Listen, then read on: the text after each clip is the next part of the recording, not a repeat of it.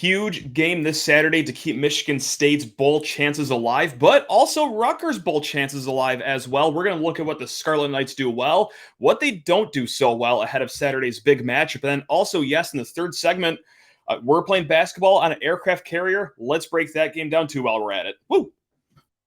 Are Locked On Spartans, your daily podcast on the Michigan State Spartans, part of the Locked On Podcast Network, your team every day.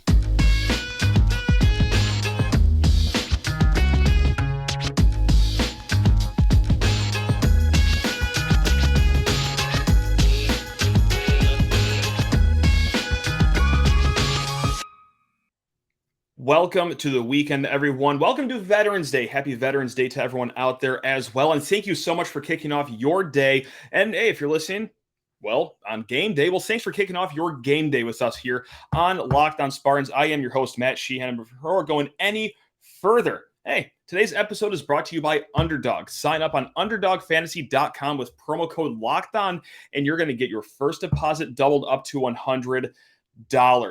That's right. Hey, we have a big game on Saturday for football. Big game tonight if you're listening on Friday for basketball as well. Or, you know, if the basketball game already happened, well, still tune into the third segment. We'll see how right I am on a few things or how dead, absolutely wrong I am on a few things. Regardless, we're going to talk both sports here on today's show. But the first two segments, all Spartans versus Scarlet Knights. We're going to get into the numbers here, see what Rutgers does well, but also a lot of what they don't do well, and maybe why we should feel pretty good about this weekend's game and why Michigan State is a 10-point favorite going into this one, noon on Saturday in Spartan Stadium, or if you're watching at home, Big Ten Network. Now, let's just cut to the chase here. Enough of the housekeeping stuff. Let's just go right into it. This is a big one. Both teams 4-5 on the season. The winner gets to start booking rooms in Detroit for the Quick Lane Bowl as they take one step closer to that illustrious sixth win that gets them eligible for a bowl bid. Look, hey, this is not going to be a walkthrough game. This is not a cakewalk. This is a hungry Rutgers team as well. They're in the same situation Michigan State is in. They need to win 2 out of their last 3 games to qualify for a bowl. Rutgers has, well, obviously, Michigan State, then Penn State, then Maryland. Michigan State, as you know, Rutgers, Indiana, Penn State, 2 great opportunities at home these next 2 weeks. But again, Michigan State, as you know, has the injury issues. All right, you already have your depth kind of plagued by that. And also at this point, as we are recording Thursday afternoon, none of the suspended players are back. Mel Tucker said earlier this week that it might take up until kickoff to get these guys back out of suspension, depending how the investigations go. However, really hard to plug guys in if they just come back Friday. They haven't really watched film. They haven't installed any game plans or anything like that. So right now, looks like it's going to be the same unit that we saw last week against Illinois. So while Michigan State is favored, while they should win this home game, still, you have to think about the depth issues there. Now, with that said, let's get into this game here. We're going to do the first segment of Rutgers offense versus Michigan State defense, and then flip it around in the next segment. Point blank, ladies and gentlemen, this, even with all the issues going on with the defense and the depth and everything we said, this should be a feast day for the defense. We'll go through some overall stats right here for the Rutgers offense. Like right now, hey, they got the lowest offensive efficiency in the conference. They have the fewest passing yards in the conference. They are tied for the most interceptions thrown in the conference with 13. On third downs, they have the second worst third down conversion in the conference at 29%. For plays that go 10 plus yards, they are 5th worst, not in the conference, but in the entire country in that metric. They have only had 82 plays this season that have gone 10 or more yards. Michigan State, for reference, their offense has 113 plays that have gone for 10 plus yards, and that ranks 96th in the country. Rutgers is 31 plays behind that. It is a flaccid offense, to put it lightly. Also, hey, well, here's going to be one of the big battles that could decide this war coming up on Saturday. Michigan State's defense has given up a Big Ten worst 148 plays that have gone 10 yards or more. So here is the big battle. A sparkless offense that Rutgers has versus a defense in the Michigan State Spartans that will just light fireworks for other teams' offenses. However, we have seen the tide change a little bit in the last few weeks, especially with the return of Xavier Henderson back at center. And look, to put it bluntly, Michigan State hasn't faced an offense this bad all season. So this could be an advantage for our Spartans going into Saturday's game. Just another stat that's a really fun one to look at as well. Rutgers has the third worst red zone touchdown conversion rate in the conference. They have made 23 visits to the red zone. They have scored touchdowns in just 11 of those 23 visits. Only Iowa and Illinois are worse in the conference at turning red zone trips into touchdowns. And on the flip side, for Michigan State, a trend that plays very nicely into this hand is that the last two games against Illinois and Michigan, both teams combined for 9 red zone trips. Michigan State gave up just 3 touchdowns. So is the B word coming back into our lives? Bend, don't break? It sure seems to look that way. And if that can keep continuing on Saturday against Rutgers, then well, you're going to feel pretty good about notching win number 5 on the season, because this is just an offense that is, oh my goodness gracious. Me and the first 10 listeners of this podcast could probably field together a defense that could do pretty well against Rutgers. Let's get a little bit more into specific stats here. We'll start with the running offense for Rutgers. Now Rutgers is on quite a skid right now. In their last 5 games, they've lost 4 of those games. And in all 4 losses, they've averaged less than 3 yards per carry. Their opportunity rate is 44%. That's 108th in the nation. Now you're probably saying, what on earth did he just say? What is opportunity rate? I like to call it the smart stat for dumb people. You know, it's one of these metrics that sound really fancy. Sounds like there's a bunch of math involved, but really it's quite easy to understand. And it's a pretty good stat that's an indicator of how good a running game is for an offense. So opportunity rate is any time a run goes 4 or more yards when the field allows it. Like if it's first and goal on the 1 yard line, okay, they don't even count that play. But if it's 2nd and 10 at the 50-yard line, you get a 5-yard run, okay, that counts toward your opportunity rate. So to backtrack, 44% of Rutgers runs go for at least 4 yards. That's 108th in the nation. Their power success rate is 61.9%. That is 102nd in the nation. Power success rate, again, that's like opportunity rate. Actually easy to understand. It's when it's either 3rd or 4th with less than 2 yards to go. How many times do they convert? 61.9%. That is outside the top 100 in the country. And Michigan State is coming off of a game where they just held Illinois running back Chase Brown to 4.1 yards per carry. That was his lowest yards per carry of the season. So Michigan State's run defense looking pretty good as of late. Rutgers rushing offense, quite the opposite here. This is another favorable matchup. Scarlet Knight running game against Michigan State's run defense, and we ain't even done yet. Because, oh my God, the passing game for Rutgers. Look, I don't want to get too ahead of myself here, but whoa, I just take a look at these stats. Gavin Wimsatt is now the starting quarterback for Rutgers. That's right. Noah Vedral, hand injury, out. He had surgery. So now it is young Gavin Wimsatt, sophomore quarterback, trying his very best. And so far, this has led to 43% completion in the last 2 games. Those were against Michigan and Minnesota. He threw 4 interceptions, I should say, and 1 touchdown. Or we can call it 2 touchdowns if you want to count his pick 6 last week against Michigan. Regardless, poor kid's been really struggling. 43% completion percentage. Not great whatsoever. Now, is that to say that Rutgers is just a total dumpster fire on offense completely 100%?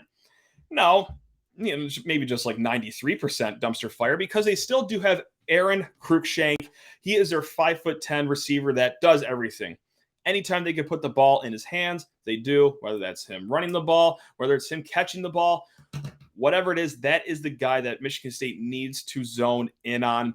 But hey, again, like Rutgers just has to find a way to even get him the ball. And with new quarterback Gavin Wimsatt, that might be a little tough for them. And I get it. Look, Michigan State has had average to below average quarterbacks have great games against them, but even that would be really hard to see on Saturday. So that's the Rutgers offense versus Michigan State defense. So we're going to flip the script here in a hot second. But first, I just need to talk your ear off about Underdog Fantasy. That's right. This is one of the most fun ways to sit back and enjoy your college football Saturday with Underdog Fantasy and their daily pick'em games. That is right. Hop on to Underdog Fantasy. If you're in one of the 30 states where Underdog Fantasy can be played, hop on. Go check out the Michigan State game this weekend as they take on Rutgers.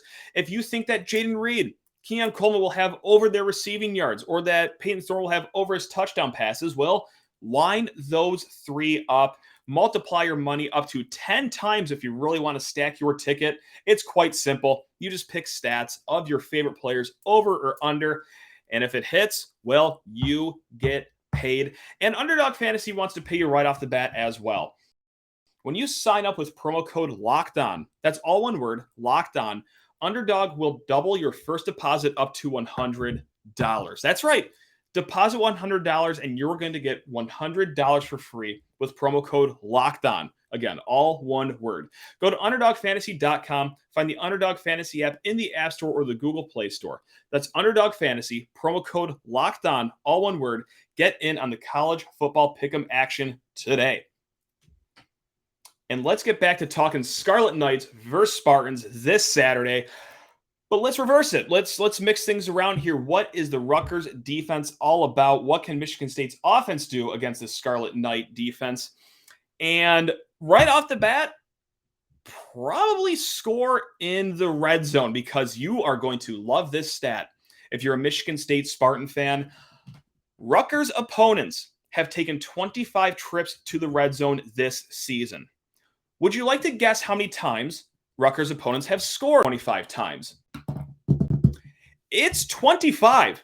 That's right. We are in November, and Rutgers has yet to have a red zone stop. And of those 25 visits their opponents have had, 21 of them have turned into touchdowns. Opponents, when they go into Rutgers red zone, 84% of the time they have scored a touchdown. That is dead last in the Big Ten and also dead last in the entire country. Now, Michigan State's offense is actually pretty good at scoring touchdowns when they get in the red zone. They score touchdowns at a 70% clip when they go into the red zone, which is 6th in the Big Ten, but also 26th best in the country. That's right. I guess the Big Ten is just loaded with offenses that absolutely reap reward in the red zone. But yeah, Michigan State, nearly a top 25 team in getting touchdowns when they enter the red zone.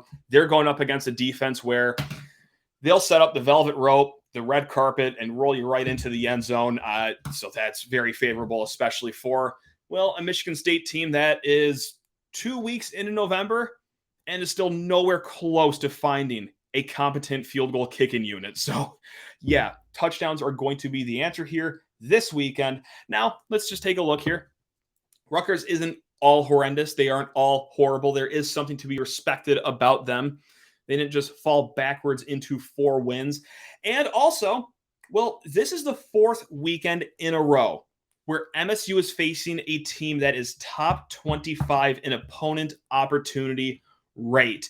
That's right. We just talked about that. So it is when you get a 4-yard run or more. Rutgers' defensive front is pretty good at holding teams to that. Right now, they hold teams to a 40.9% opportunity rate. That's 16th best in the nation. Last weekend, Illinois, 2nd best opportunity rate in the run game for their opponents. Michigan has the number 1 defensive front when it comes to opportunity rate. And even the week before that, Wisconsin Wisconsin's unit is ranked 21st in the country. So no, Michigan State cannot get a break at facing fronts that are pretty good at limiting the run damage. But hey, what did we just see last weekend? We saw maybe the best run attack Michigan State has had all season long. The offensive line did fantastic. Jalen Berger, I'll say it again, I think he had one of his best games in a Spartan uniform, probably his best game in a Spartan uniform. It was 100 combined yards receiving and rushing, and it is a crying shame he did not get a touchdown last week because he was the MVP of the offense. Hitting holes with explosiveness, which is something that we've seen far and few between leading up to that Illinois game. Keep in mind, against an Illinois team that has an incredible run defense, and also Jay Johnson pulling the right strings in the run game as well. He got really creative. He entered guys too in really good spots, put them in the sweet spot like, well, Jarek Broussard, a guy that's seen his role dwindle over weeks, but I don't know. You tell me if the few times that he entered the game last Saturday, it really worked out for Michigan State, worked out for Jarek. So yes, can Jay Johnson formulate a good rushing attack against another solid front? Now, the Rutgers passing defense, they're okay. Like, they're middle of the pack in a lot of metrics in the Big Ten. You can throw on them, especially, Will, if you have receivers like Jaden Reed and Keon Coleman. Up to this point, Rutgers really hasn't faced a violent passing attack, especially with weapons on the outside like Reed and Keon Coleman, really since they faced Ohio State. And even Ohio State, well, they didn't have to pass all too much because they ate Rutgers alive on the ground. So this could be a good spot for Michigan State to move the ball down the field. Now, it would be awesome to see for once, or really twice, I'll explain here in a little bit, if Jaden Reed and Keon Coleman can get on a good streak in the same game. There's only been one game this season where both receivers have gone over 50 receiving yards. And, well, it seemed to work out because it was the Wisconsin game. Peyton Thorne was finding his guys in the second half. This could be another really good spot, too. It's not going to be a wacky day of wind like we saw last Saturday in Champaign. This could be a good spot to have Reed and Coleman cooking at the same time. Because, again, if Rutgers does anything well, it is limit that run. So, with that said, what else do we want to see here from the team? Oh, I'm sorry. Nope, there is one more stat that I did want to read off. Didn't want to skip over this in my notes. For all the bad stats that we just read off about Rutgers, whether it's their offensive stats, they're dead last as well when it comes to sacking the opposing quarterback as well for defense. They are the second most penalized team in the Big Ten Conference as well. So, honestly, after reading all those stats, it is miraculous that they have even gotten to 4 wins. But Shiano-led teams like to muck up games. They will keep this low scoring. So, again, you can't just look over these guys and Sharpie in a victory. Now, with that said, what do we want to see from Michigan State here? I would love to see the emergence of Brandon Baldwin continue. The left tackle that got the start last week. And honestly, for the most part of the game last week against Illinois, I completely forgot he was even in the game, which is the highest compliment you can ever give an offensive lineman. He did a really good job last week against a solid front in Illinois. I presume Jarrett Horst will not be back. He posted on his Instagram story a picture of him in Wisconsin. So unless he's making the trip back this week, regardless, I got a pretty good feeling that it will be Brandon Baldwin back at left tackle. Maybe the young guy Gino Vandermark gets some more run inside the middle of that offensive line. So that is definitely going to be key number one we're going to be looking for. Number two, I'll say it again, Jaden Reed and Keon Coleman. It would just be a lot of fun to see them cook in the same game. And then, hey, can Jalen Berger repeat what he did last weekend? I thought that was really eyebrow arching what he did against that front in Illinois and just how mean he ran and just, hey, he was finding the holes and hitting them. So seems pretty easy to do, but obviously easier said than done. Can he do it at home to get Michigan State win number 5? Stay tuned and find out. Big Ten Network at noon, or hey, like tickets are going for like $12-15 online. Go get yourself in the game. maybe even a firm handshake to someone working the security guard line will even get you in the game for free. I don't really know. But now we will get over to basketball. Friday night, Spartans versus the Zags on the aircraft carrier. But first, need to talk your ear off about SimpliSafe Home Security, the best in the biz. We're talking SimpliSafe. They will take care of you this holiday season. Did you know that over the holidays, property crimes like burglaries and package thefts spike nationally? That's why our friends at SimpliSafe Home Security are offering 50% off of their products. That is sensational. It is an award-winning system, and they want you to save 50% off. Order your SimpliSafe system for half off today and enjoy advanced security and greater peace of mind this holiday season. And plus, SimpliSafe was just named the best home security system of 2022 by U.S. News and World Report for a third straight year. And you can save 50% off. 24/7 professional monitoring service costs less than $1 a day with SimpliSafe, less than half the price of ADT's traditional professionally installed system. So don't miss your chance to save big on the only security system that I recommend. Get 50% off of any new SimpliSafe system at simplisafe.com/lockedoncollege. That is their biggest discount of the year, so do not wait. Hop on to simplisafe.com/lockedoncollege to save on the best security system out there. That's right, simplisafe.com/lockedoncollege. Now let's get to the shooty hoop court. That's right, we're playing on an aircraft carrier again for the first time in 11 years. Are locked on. Oh, I am so sorry. I clicked the wrong button there. If you're watching on YouTube, I just played our theme song. Now let's get back on track. Michigan State on the aircraft carrier against Gonzaga, and we had a full-on breakdown with Andy Patton of Locked On College Basketball and Locked On Zags 2 episodes ago. If you really want a 20-minute fleshed-out report of this game, cannot recommend that enough. Andy Patton's awesome. Really breaks down his team quite well. And unfortunately, when breaking down his team, he didn't offer up a lot of holes that Gonzaga has. But that's what you get when you play the number 2 team in the country. That wasn't Andy Patton being arrogant or a homer.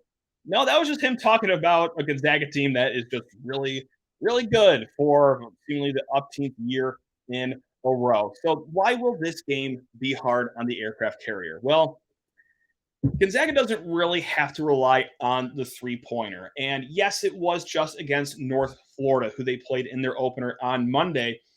But they went into halftime with 53 points, and only 3 of those points were on a three-pointer.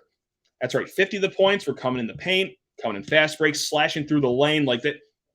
They get it done inside the arc because, well, they play with such a high tempo that they can do it. They have the athletes to do it as well. And, oh, yeah, when you have preseason player of the year Drew Timme in the fold too, that's going to really help get points in the paint as well.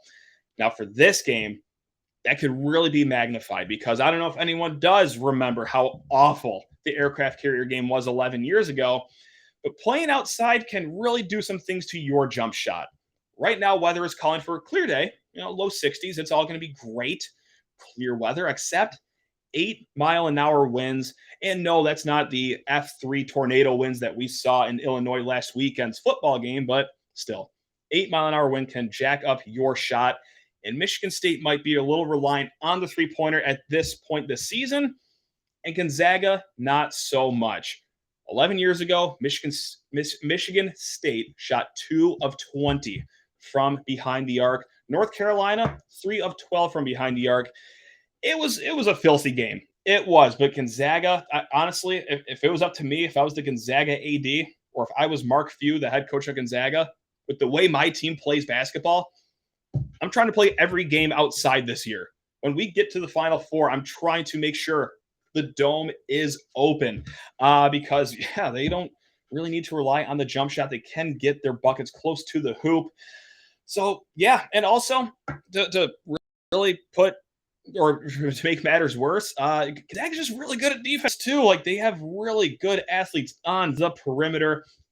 They lock it down. Yes, can AJ Hoggard slash to the hoop, get inside, get a bucket?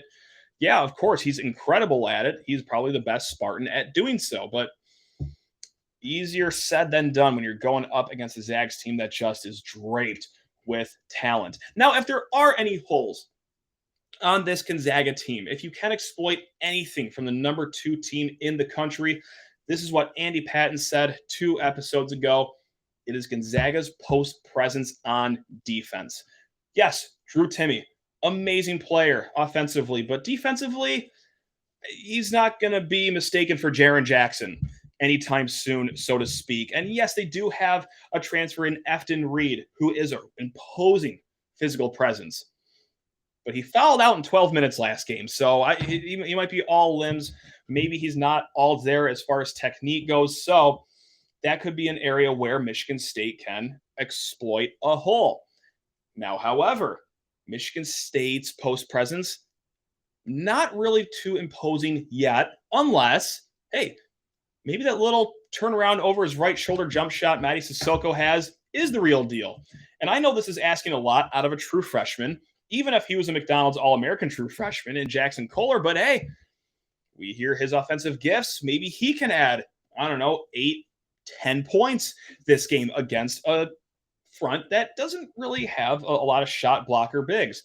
And well, how many times have we seen Malik Hall get work done on the low block as well? Maybe this could be a big game for him too. So that could be an area where Michigan State might have an advantage, is inside the paint, because, well, if you can slow the game down enough, that could keep the game close here. Now, with that said, what else do we want to see?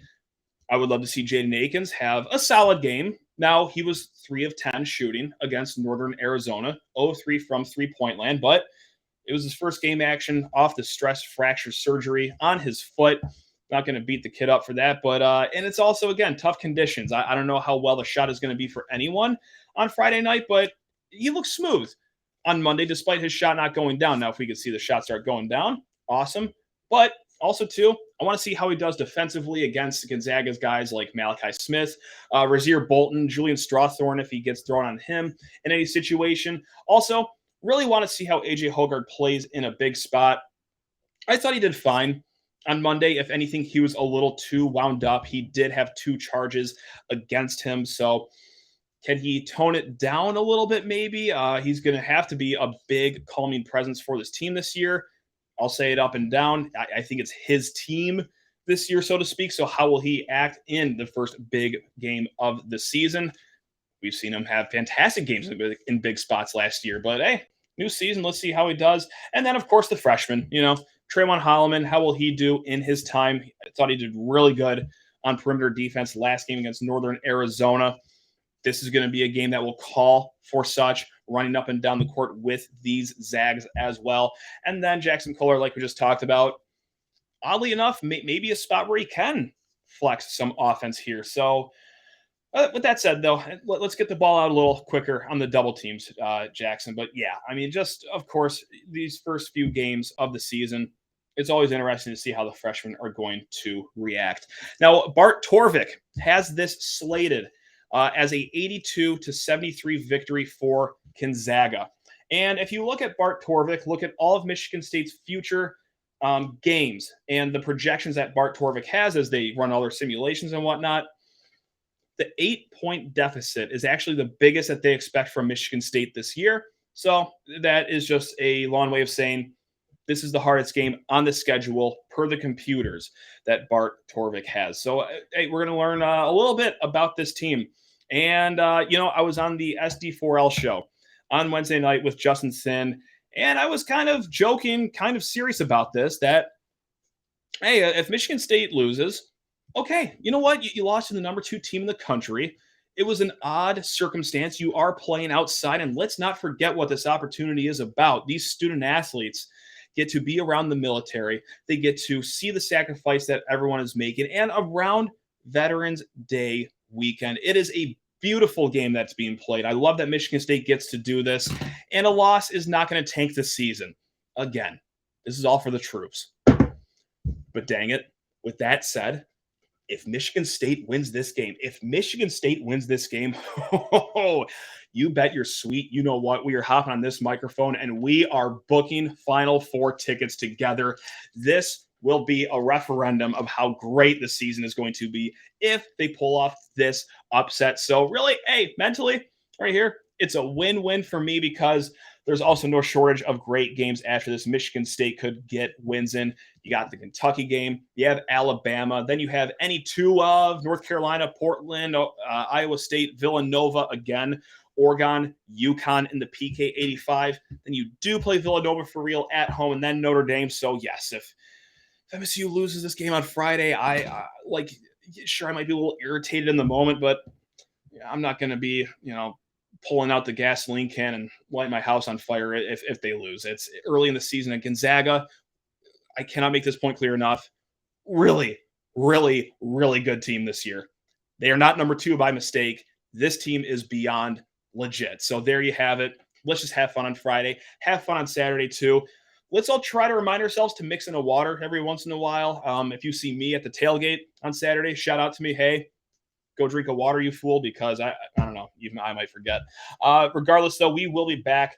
We're going to probably do it on Sunday, a reaction show of the Gonzaga game and the Rutgers game, or, hey, if we're feeling spicy enough on Saturday night, maybe we'll get it up there. Regardless, you know where to find the reaction. It is here, Locked on Spartans, your team every single day. Love you all. Let's enjoy this weekend. Go Green.